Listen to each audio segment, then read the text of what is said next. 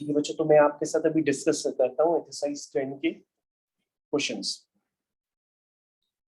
तो एक्सरसाइज 10 के क्वेश्चंस अब आपको आने ही चाहिए, क्योंकि एक्सरसाइज 10 के क्वेश्चंस करने के बाद ही आपको एजीपी के क्वेश्चंस ज्यादा बेहतर तरीके से समझ में आते हैं। हालांकि ये कोई सीरीज एजीपी नहीं है, लेकिन हमसे पूछा जा रहा है कि इस सीरीज का सम क्या होगा। तो बच्चों, आप किसमें कंफर्टेबल है कि आप किसी भी सीरीज का सम निकाल तो सकते हैं, लेकिन पहले आपको क्या चाहिए होता है, उसका rth टर्म चाहिए रहता है। जब तक आपके पास उसका rth टर्म नहीं होगा तो आप सम निकालने में उतना कंफर्टेबल नहीं रहेंगे। तो सबसे पहले आपका काम होगा कि आप इस सीरीज का rth टर्म निकालिए। तो सबसे पहले बच्चों, बहुत ही आसान सी ट्रिक होती है जो आप एजीपी में भी करते थे, कि सीरीज को पहले एस मान लेते हैं और एस मान करके उसका सम रिप्रेजेंट करते हैं और हम लेट कर लेते हैं कि उसका nth टर्म tn। और उसके बाद बच्चों, हर बार की तरीके हम एक टर्म शिफ्ट करके सीरीज को लिख देते हैं। जब आप एक टर्म शिफ्ट करेंगे तो nth टर्म भी आगे शिफ्ट हो जाएगा और nth टर्म से पहले n-1 टर्म। उसके बाद बच्चों, हर बार की तरह अगर आप दोनों सीक्वेंस को माइनस करेंगे तो आपको प्रॉपर्ली नजर आने लगेगा कि एपी का फॉर्मेशन हो रहा है। लेकिन एजीपी में क्या होता था, एजीपी में अगर डायरेक्टली इस तरह से एक टर्म शिफ्ट करने के बाद अगर आप माइनस करेंगे तो किसी भी सीरीज का फॉर्मेशन नहीं होता है।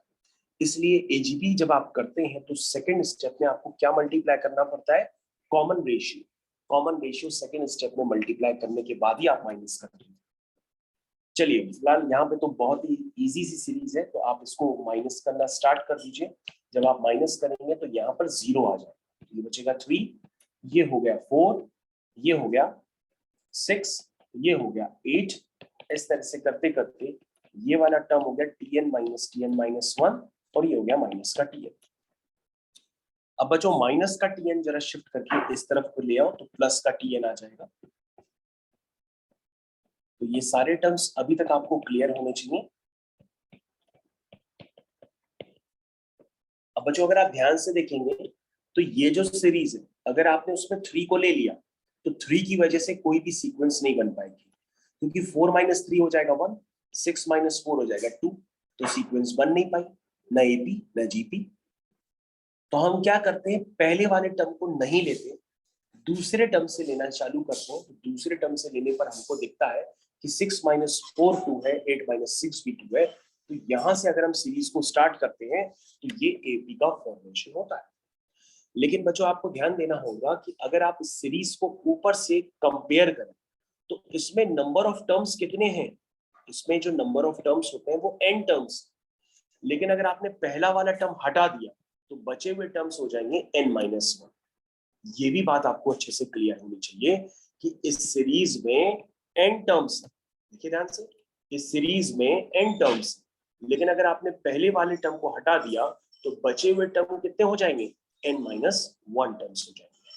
तो बच्चों, हम क्या करते हैं, यहां से लेकर के यहां तक ये जो n-1 टर्म्स हैं ये एपी में है, तो हम इनका सम लिख लेते हैं।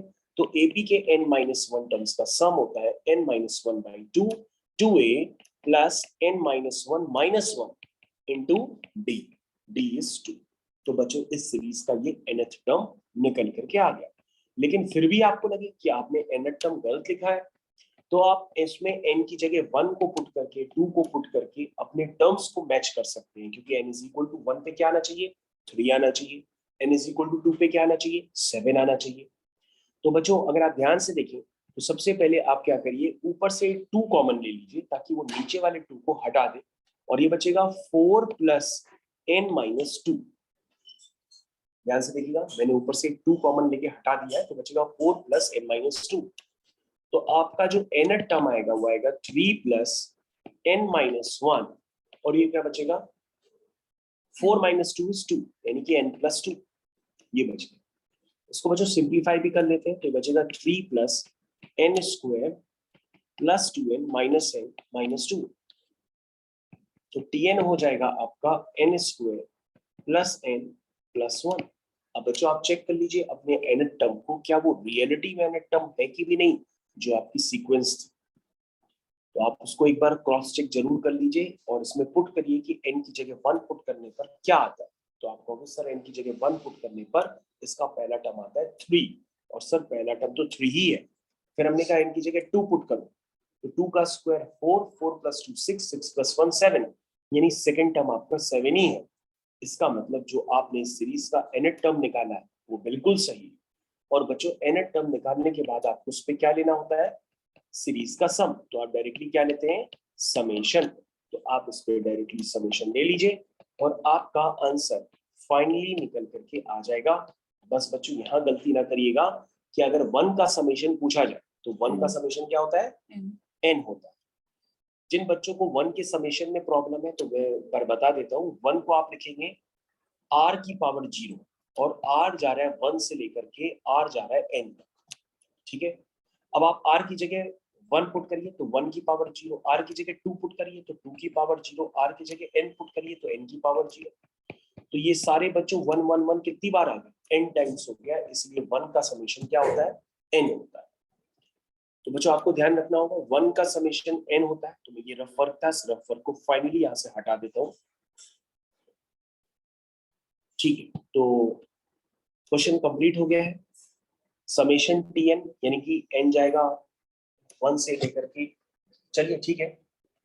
तो ये हो जाएगा सीधा सीधा s, ये हो जाएगा 1/6 nn + 1 2n + 1।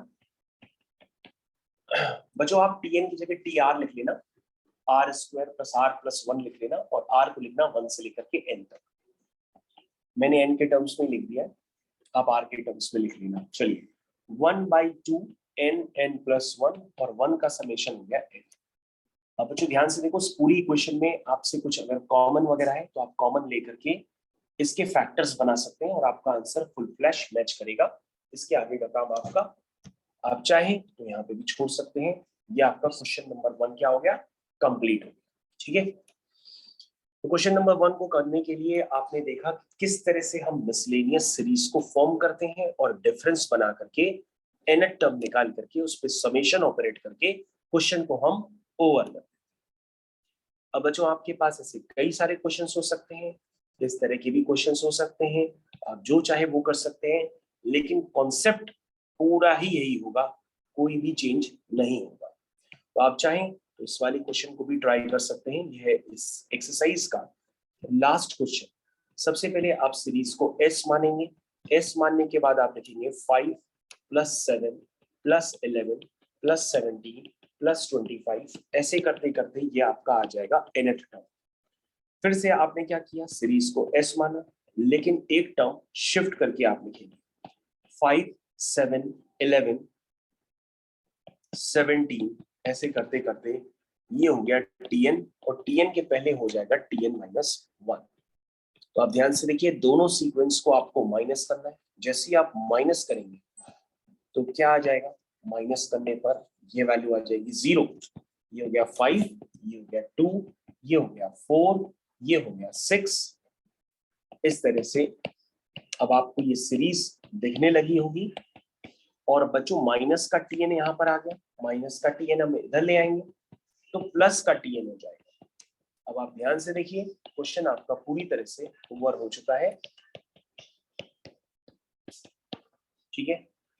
चलिए तो बच्चों आप ध्यान से देखिए, ये जो टर्म है यहाँ से यहाँ तक ये n टर्म्स है, लेकिन आप पहले वाले टर्म को हटा देंगे तो बचे हुए n - 1 टर्म्स में AP के सम का फॉर्मूला लगा देंगे।